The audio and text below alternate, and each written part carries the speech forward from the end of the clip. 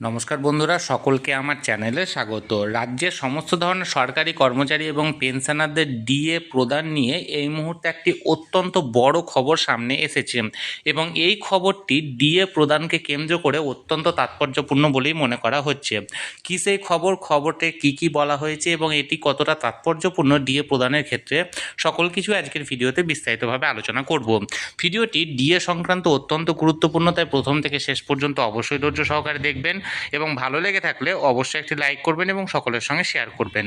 আর সেই সাথে চ্যানেলে যদি প্রথমবার হয়ে থাকেন এই রকমের ইনফরমেটিভ ভিডিও আরও দেখার জন্য যারা এখনও পর্যন্ত এই চ্যানেলটিকে সাবস্ক্রাইব করেননি তারা অবশ্যই চ্যানেলটিকে সাবস্ক্রাইব করে নিতে ভুলবেন না। তাহলে চলুন আমরা বিস্তারিত জেনে নিই। দেখুন, এটি একটি নামী সংবাদপত্রের প্রতিবেদনের অংশ। এখানে হেডলাইন্স দেওয়া হয়েছে দেখুন। আর তার আগে প্রতিবেদনটি কোন সংবাদপত্রে প্রকাশিত হয়েছিল সেটা দেখে নিন। আনন্দবাজার পত্রিকা, শুক্রবার 19শে ডিসেম্বর, অর্থাৎ আজকেরই প্রতিবেদনটি, অর্থাৎ আজকের আনন্দবাজার পত্রিকায় এই প্রতিবেদনটি দেওয়া হয়েছে। এখানে দেখুন হেডলাইন্স দেওয়া হয়েছে 8% ডিএ দি, মহার্ঘ ভাতা নিয়ে শিল্প সম্মেলনের মঞ্চে মুখ খুললেন মুখ্যমন্ত্রী মমতা বন্দ্যোপাধ্যায়। বৃহস্পতিবার তিনি জানান, আমরাই প্রতি বছর 8% মহার্ঘ ভাতা বা ডিএ দিয়ে থাকি। এটা যদিও বাধ্যতামূলক নয়, তা সত্ত্বেও আমাদের আর্থিক সমস্যার মধ্যে তা আমরা দিয়ে থাকি। এমনকি আমাদের পে কমিশনও রয়েছে, আমাদের পেনশন প্রকল্পও আছে। এই খাতে প্রায় 2 লক্ষ কোটি টাকা সরকারের খরচ হচ্ছে। এই মহার্ঘ ভাতা নিয়ে এখন সুপ্রিম কোর্টে মামলা চলছে, শীঘ্রই এই নিয়ে রায় ঘোষণাও হতে পারে।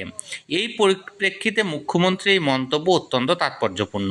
গতকাল অর্থাৎ 18ই ডিসেম্বর শিল্প সম্মেলনের মঞ্চে মাননীয় মুখ্যমন্ত্রী এহেন মন্তব্য করেছেন যে উনি 8% হারে প্রতি বছর দিয়ে থাকেন।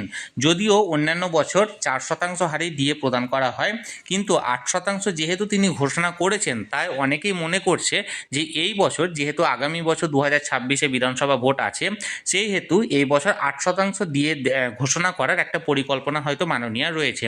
এখন দেখার বিষয় মাননীয় কী ঘোষণা করে থাকেন। যে খবরটি আপাতত জারি করা হয়েছিল সেটি আমি আপনাদেরকে এখানে জানালাম। এই নিয়ে যদি আপনাদের কোনো রকম কোনো কিছু বলার থাকে অবশ্যই কমেন্ট করুন। আর ভিডিওটি ভালো লেগে থাকলে অবশ্যই একটি লাইক করুন এবং সকলের সঙ্গে শেয়ার করুন। আর সেই সাথে এই চ্যানেলে যদি প্রথমবার হয়ে থাকেন এই রকমের ইনফরমেটিভ ভিডিও আরও দেখার জন্য যারা এখনও পর্যন্ত এই চ্যানেলটিকে সাবস্ক্রাইব করেননি তারা অবশ্যই চ্যানেলটিকে সাবস্ক্রাইব করে রাখুন। ধন্যবাদ, দেখা হচ্ছে পরের ভিডিওতে।